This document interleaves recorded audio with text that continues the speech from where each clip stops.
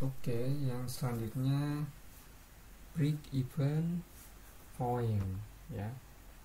Apa yang dimaksud dengan break even point? Break even point ini ya sering juga kita kenal dengan istilah titik impas, di mana posisi jumlah pendapatan dan biaya sama atau seimbang sehingga tidak ada keuntungan atau tidak ada kerugian dalam suatu perusahaan. Nah, break even point ini digunakan untuk menganalisis proyeksi sejauh mana banyaknya jumlah unit yang diproduksi atau sebanyak apa uang yang harus diterima untuk mendapatkan titik impas atau kembali modal. Dalam bahasa sederhananya, dengan break even point ini dapat dilihat ya, supaya posisinya tidak rugi atau tidak untung berupa jumlah produk yang harus dijual dengan biaya yang dikeluarkan, supaya sama dengan jumlah biaya yang dikeluarkan. Kalau yang ditunjukkan dalam grafik ini ya, adanya di sini titik impasnya. Nah, komponen penghitungan dasar break even point ini adalah fixed cost ya. Adanya fixed cost, komponen ini merupakan biaya yang tetap atau konstan jika adanya tindakan produksi ya, ataupun atau meskipun perusahaan tidak berproduksi. Contoh biaya ini yaitu biaya tenaga kerja, biaya penyusutan mesin. Jadi mau berproduksi ataupun tidak ya, biaya itu tetap akan dikeluarkan.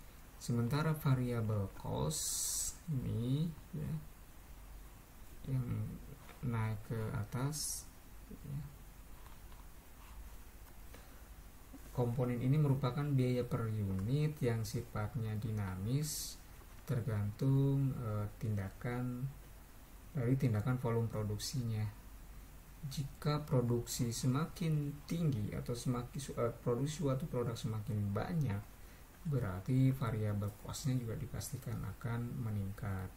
Itu biasanya yang masuk ke dalam variabel cost ini seperti biaya listrik ya, biaya bahan baku, dan biaya sejenis yang lainnya. Nah, komponen yang ketiga yaitu selling price. Ini ya, selling price dalam hal ini ditunjukkan dengan sumbu Y ya. Komponen ini adalah harga jual per unit barang atau jasa yang telah diproduksi. Sehingga jika kita hubungkan break even point ditunjukkan dalam grafik ini, titiknya ada di sini. Sehingga break even point akan dicapai apabila produk terjual sejumlah 200 ya, dengan harga sekitar berapa nih?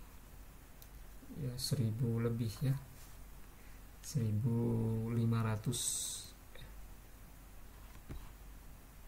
sekitar 15.000 ya. Break even point akan dicapai jika jumlah produk yang terjual sebanyak 200 unit dengan harga jual senilai 15.000. Seperti itu kira-kira. Nah, selanjutnya di dalam perencanaan keuangan juga dikenal dengan jenis-jenis rasio keuangan.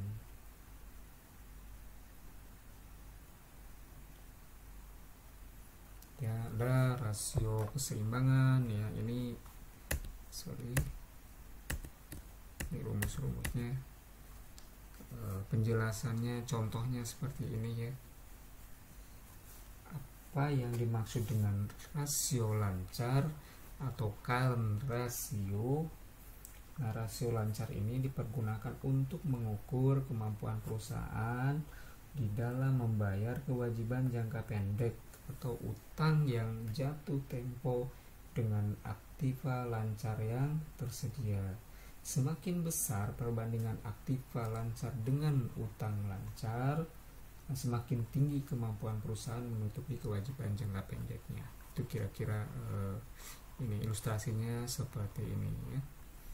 Lalu ada quick ratio. Yang kedua quick ratio ya. Apa yang dimaksud quick ratio ya? Rasio ini menunjukkan kemampuan ya, perusahaan dalam membayar kewajiban atau utang lancar dengan aktiva lancar tanpa memperhitungkan nilai persediaan. Rasio ini menunjukkan kemampuan aktiva lancar yang paling likuid maupun yang mampu menutupi utang lancar. Semakin besar rasio ini, semakin baik ya.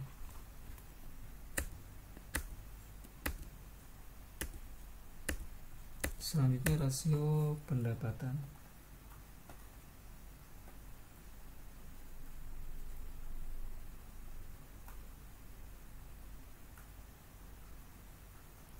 Ya.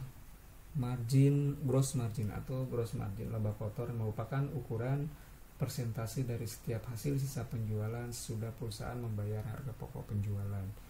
Nah, sementara net margin ya, margin bersih atau laba bersih merupakan ukuran persentase dari setiap hasil sisa penjualan sesudah dikurangi semua biaya dan pengeluaran termasuk bunga dan pajak. Rasio efisiensi, sekira saya hanya memperkenalkan istilah saja ya. Jadi untuk pengertiannya nanti bisa di browsing sendiri apa itu yang dimaksud sales to asset, return on asset, return on investment. Tapi kira-kira ya ini kelompok-kelompok rasio yang biasanya dipertimbangkan ketika Anda mendirikan sebuah usaha dan ingin mengajukan pembiayaan. Ada rasio efisiensi yang spesifik, apa saja yang masuk rasio efisiensi yang lebih spesifik ya, ada perputaran persediaan, inventory turns day, perputaran piutang ya.